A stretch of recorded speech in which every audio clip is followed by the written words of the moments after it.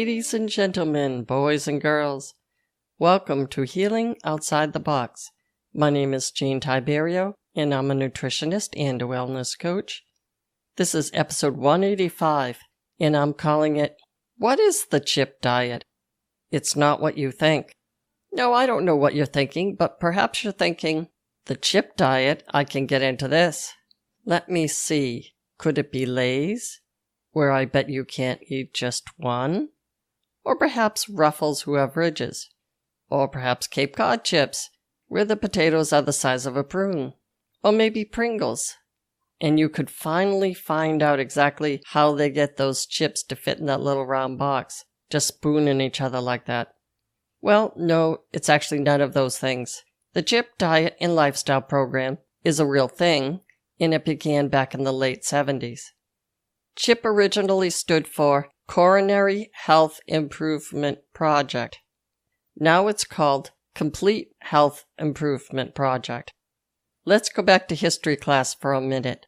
For hundreds and hundreds of years, we people were going along our merry way and dying of things like the Black Plague or typhus, or something generally caused by one infection or another. The Black Plague, by the way, was also called the bubonic plague, and it was caused by a bacteria by the name of Yersinia pestis. Typhus was also caused by a bacteria, and it was spread by fleas and ticks. The name of that bacteria is Rickettsia typhi. Typhus is a little different from typhoid fever, which is a foodborne illness, again caused by a bacteria, and the bacteria's name is Salmonella typhi. So now you're up to date on all your plagues, and you're welcome. Then, around the early 1900s, people began to die from heart attacks. Heart disease then took off in the 20s and 30s. But why? Why?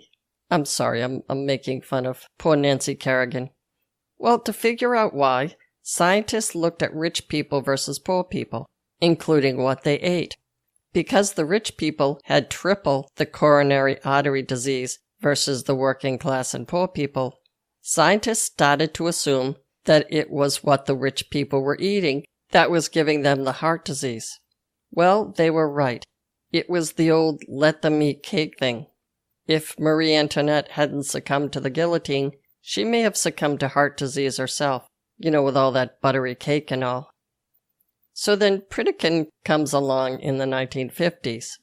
Pritikin decides to take the bull by the horns, literally, since they only did heart studies on men in those days, and suggests that a plant diet with a lifestyle change could prevent heart disease. Then Dr. Dean Ornish puts out a book stating that we may be able to reverse plaques on our arteries with a 10% fat vegan diet, which was a pretty extreme suggestion since the average American eats in the ballpark of 40 to 50% fat in their diet. Now remember, we're not talking about grams of fat. I perhaps should have mentioned that. We're talking about 10% calories from fat. So if you add up all the calories, 10% of those calories should be coming from fat. In my opinion, that's pretty near impossible to sustain for any length of time. But it did indeed produce the results that he was claiming it would. The plaques on the arteries started to melt away.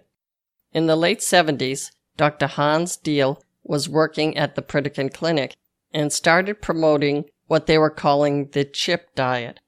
As noted, CHIP stood for Coronary Health Improvement Project. This was a 30-day diet and lifestyle program that was promoted within a community. He documented results and published it in the American Journal of Cardiology back in 1998.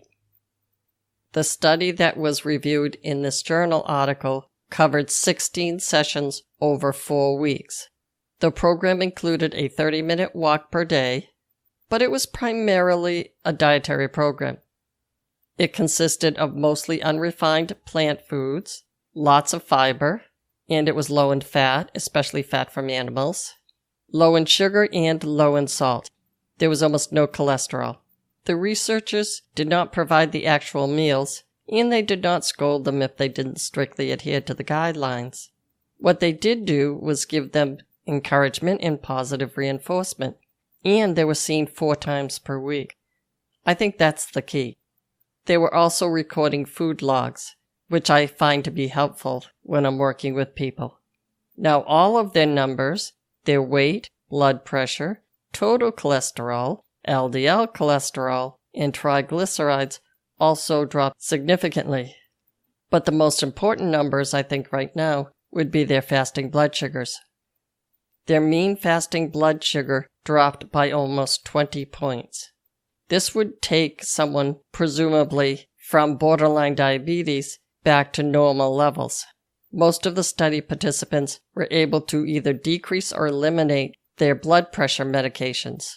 They also noted that the participants became friends with other people in the study and they started to socialize with them. And that's another thing that this study looked at. So the program works, but the study ran in a limited number of communities for only 30 days.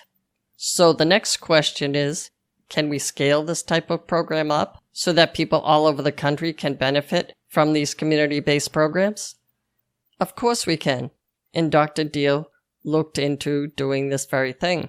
He expanded his study to many communities and got the same results. This program recommended about 15% of total calories coming from fat. Now that's low, but not as strict as the Dean Ornish program. He also recommended only 10 teaspoons of sugar per day. And that may seem like a lot, but your average can of soda is about 12 to 13. He also recommended only 2,000 milligrams of sodium per day and less than 50 milligrams of cholesterol. The cholesterol goal is easy to reach if you're not eating a lot of animals, because it's only animals that have cholesterol. Believe it or not, the sugar goal was the hardest for these people to meet. And maybe believe it because the food industry is putting sugar in just about everything. Now, this larger study with 5,000 participants resulted in an 11% drop in total cholesterol on average. This type of drop will inevitably mean less heart disease in those participants. We know that now. And that's pretty good because the goal ultimately is to prevent suffering and premature death. The researchers then went back 1.5 years later to see if some of these changes in their diet were maintained. Most of the people were able to maintain the reduction of meat, poultry, and eggs. But again, the snack foods started to creep back in. These study participants in the CHIP program were eating about 300 calories per day less than the average population, even though they were not specifically asked to count calories. And this part is interesting. When they went back 1.5 years later, these people were still maintaining that same 300 calorie per day reduction in their total calorie counts. In other words, the all-you-can-eat plant-based foods seems to work better than the limited food recommendations that many diet plans have. That was their theory anyway. But I think there's some psychological factors in play here. Maybe they felt so proud of themselves with their new diet and their new body and getting off the medications that they were motivated to keep it up. There was a study published in a journal by a guy named Rankin back in 2012, and he looked at the 5,000 people who participated in the CHIP project over time. He was impressed, obviously, and he is now recommending a large education program to include both physicians and patients that promotes this diet and lifestyle project. He's calling it the Nutrition as Medicine movement. What Rankin is suggesting is that people's overall health will improve as well, and that makes perfect sense. He's saying that many chronic diseases will improve, but he's including depressive disorders as well. General overall stress, sleep disorders, bipolar depression, etc. His theory is that people might feel better about themselves once they successfully lose weight and improve these numbers. If they're getting off medications, they may be proud of themselves, but also they may be reducing the side effects of medications. He theorizes that maybe feelings of social isolation when people were chronically ill were replaced with more social interaction with the other participants and generally wanting to get out more because they feel better. So that's all good. However, there's still one more question. That is something called the Hawthorne effect. What it says is this. People sometimes pay more attention to their diet and lifestyle if they know they are in a study and getting weighed and evaluated. They may also want to please the doctor in this study, and maybe there is some friendly competition with the other participants. They're also getting lots of positive encouragement. In my opinion, this is a bigger factor than many of us realize. So the next thing to prove that the diet alone worked is a randomized control study, and that happened. The results were as follows. There were small improvements in the control group, but there were significant improvements in all of those numbers in the group receiving the chip diet and walking the 30 minutes. In fact, in that general geographical area where they were doing the study, 30 restaurants started offering chip menu items, and people were going to those restaurants. The psychological factors that we talked about were also tested in this randomized control group. Because, again, if you're getting lots of TLC, you might just feel better. But they did find that the group getting the chip diet scored significantly higher on the psychological tests as well. So, again, they're saying TLC was great, but a TLC plus the plant diet was a lot better when it came to evaluating their psychological scores. These people on the chip diet felt less pain. They felt more positive about their general health. They tested better on the overall mental health scores. In other words, less depression, less anxiety, etc. Now, in conclusion, the rich people of the 20s and 30s had the good life. Then they had the bad heart disease. Now, all of us have the good life and the bad heart disease. The poorest among us in the nutrition deserts now have the highest rates of these chronic diseases.